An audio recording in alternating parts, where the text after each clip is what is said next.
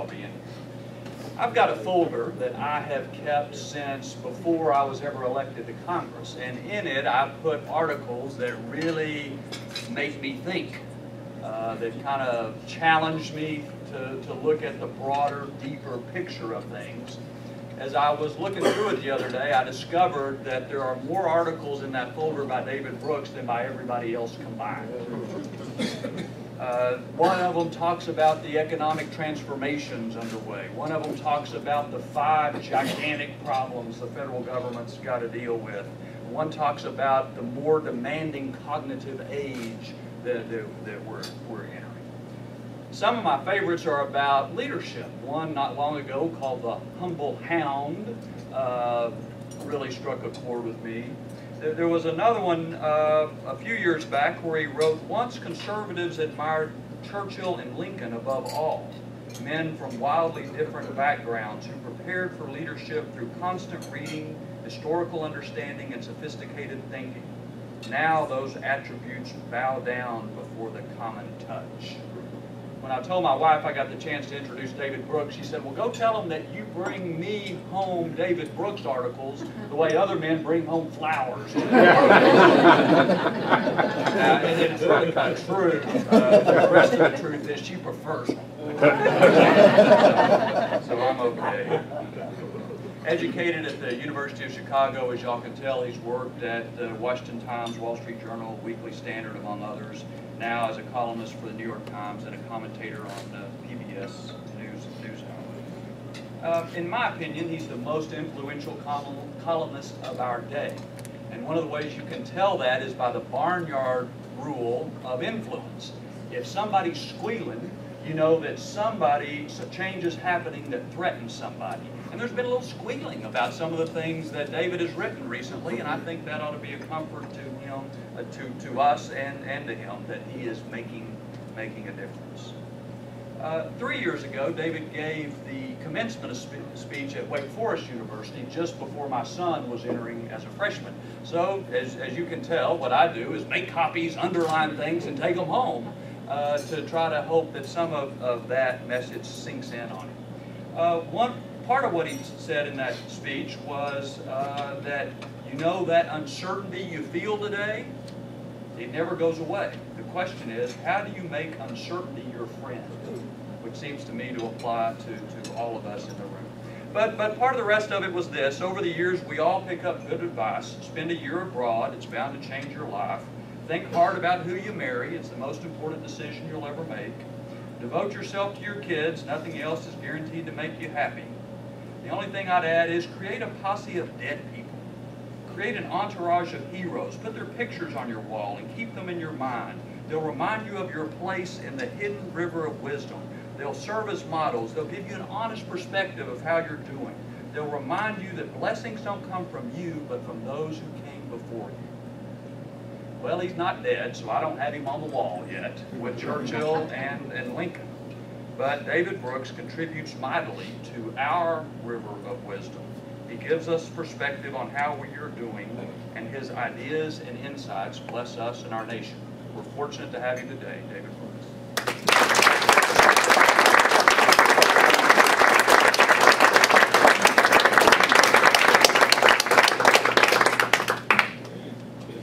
Thank you. That was extremely generous. Gave me a brilliant idea for next Valentine's Day. I wrote you a column. I'll try not to talk long. I know we have some members of the House here and some former members, and I know you didn't come to hear me speak, you came to hear yourselves speak. Already alienating. And I'll also forego my normal stump speech, because in that speech I mostly talk about Deborah Price, so it would be embarrassing. I'm just going to step back for a few minutes, then we can have a wider conversation to talk about general philosophy. You know, I walked in here and I thought we were meeting in the Eisenhower room downstairs, so I opened the door and walked in, and there was Sarah Cantor and the Young Guns and dozens of members and lots of people, and I thought, Eric Cantor at the Ripon Society, my work here is done. But unfortunately, he's not quite there yet. But You know, I grew up in a home like many of you. I was in Greenwich Village in the 1960s. My grandparents served my parents hash brownies on their wedding reception. Somewhat left-wing household. It wasn't like yours. It was a left-wing household in Greenwich Village in the 60s. When I was 5, my parents took me to a be-in where hippies would go just to be. And one of the things they did as part of their being was they set a garbage can on fire and they threw their wallets into it to demonstrate their liberation from money and material things. And I was 5 and I saw a $5 bill on fire in the garbage can. So I ran up and grabbed it and ran away. And that was my first step over to the right.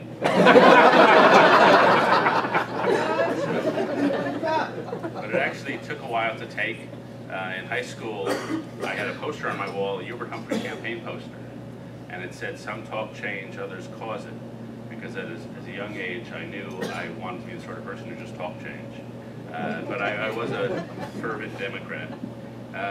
And I just wanted to talk about what I think of as an ancient Republican tradition that I consider myself a part of, which is sometimes different from the Republican tradition that you see in the country today. And I didn't become a conservative out of reading. I came from it as a reporter.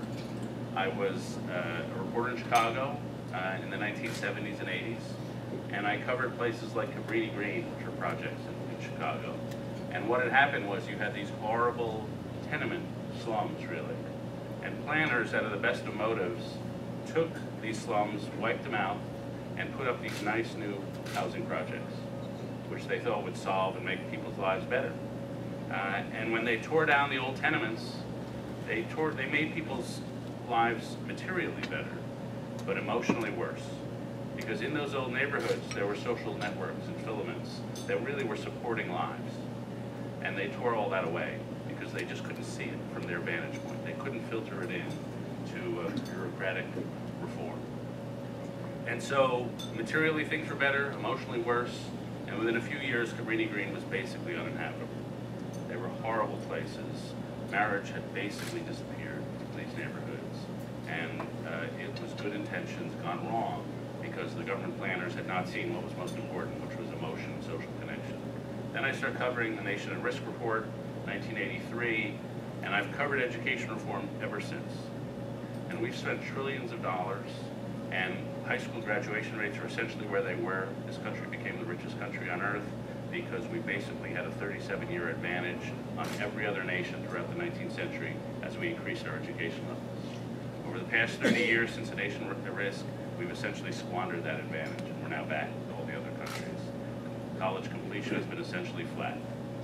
And we've done it because we've reorganized schools, small schools, big schools, vouchers, charters.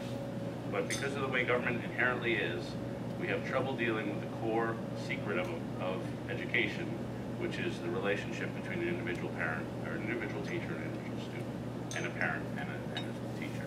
It's that emotional connection. If you go to a committee hearing and use the word love around here, they look at you like you're Oprah. But the fact is people learn from people they love.